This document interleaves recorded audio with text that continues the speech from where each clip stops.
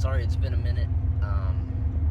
We've had just a crazy workload. But anyway, today is a long-term review of the Husqvarna 128. And I've had about 5 of these in total now.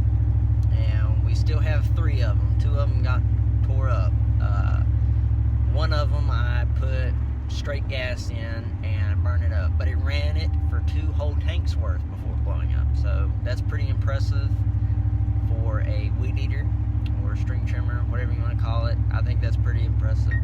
I mean, I'm talking wide open 2 tanks of gas, and it held up for 2 tanks worth. I just grabbed the wrong can, but the second one I accidentally left behind the vehicle and backed over it, and but it ran fine too. Now the other 3 we've had have been pretty good, except I've had one straight out the box. It had like a carburetor issue, like it needed to be tuned. It just would not run right. I don't know what the deal was, and that was our newest one that we bought, brand new, straight out the box. Like it ran for 2 weeks, and then it started, it would only run if you had your throttle wide open, so I had to adjust the idle a little bit, and stuff like that. But I've had to do that on a couple over time. But now here is what the main bad on these is, okay? The main bad thing, my pet peeve of these in the 3 or 4 years I've owned these. Alright, it's nighttime, it's dark, I got the building light on, but it's not very bright. But I mean, you can see right here, that bump feed, they just disintegrate. I've had several do that. I don't know why. They just explode right there. And it's not that we're rough, but that happens a lot. Then over here, alright, I hope it picks it up. But see, there's a crack. There's a big crack. And that happens quite often. I don't know. It's happened on several of them. They crack all the way around, and then that whole piece just like drops off and like explodes. This is the new one, the replacement one on my personal one, and like, look here.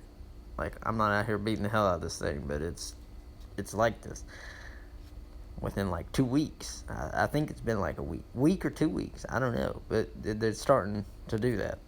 I'm not like dragging it across like a concrete driveway or something like that. It just, I don't know. They just do that. Drives me nuts. My main pet peeve. These things, if you're not used to them, when you first get one, they're kind of heavy. Now I can like one-hand it. It's not heavy. I don't think it's heavy at all. But other people that's used them, they think they're heavy. I guess it's how, if you're not used to it, it can be aggravating. This is the newest one I've got. I've took it apart. They're pretty easy to work on. There's the idle screw. I've adjusted that, and I still just can't get this thing to run right. It either runs like the head's constantly spinning when it runs, or I just can't get a happy medium with it like the others. It was like that out of the box. So the one I ran over here, I think that's the one I ran over.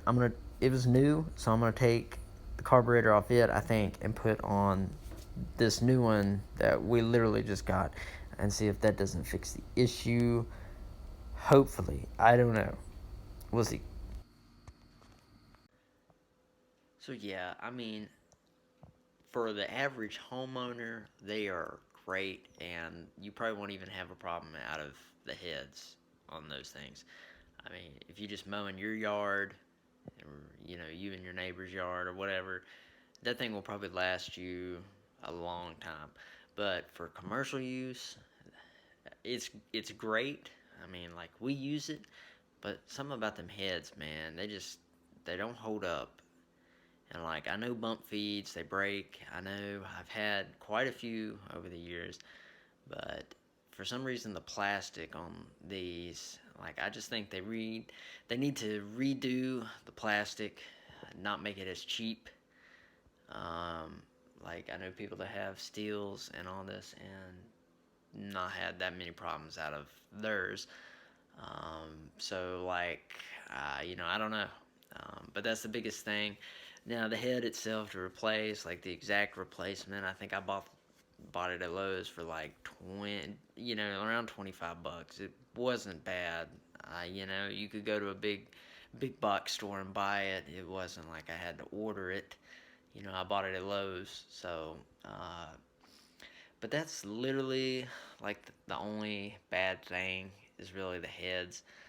Um, yeah, I had some idle issues, but like over time, like we use these all day long, every day. So, over time, you're gonna have to adjust the idle anyway. That's a normal thing, no matter, you know.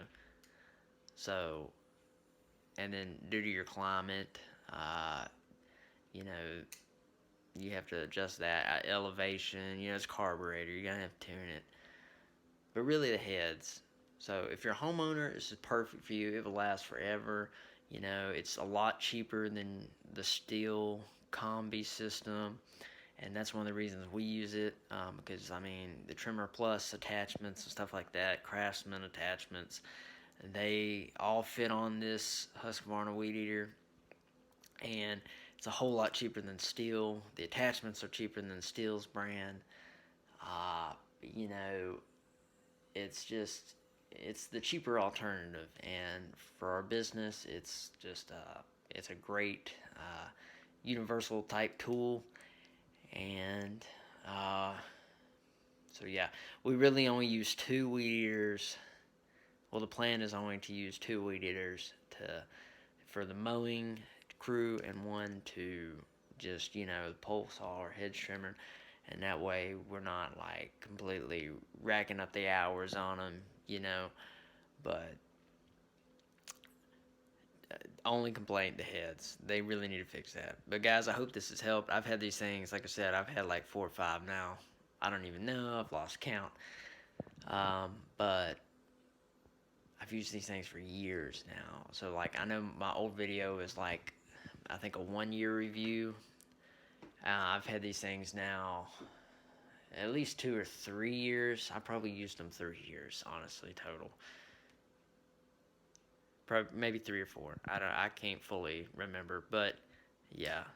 So this is a long-term review, and that's one main thing I found wrong. So I hope guys that this helps you.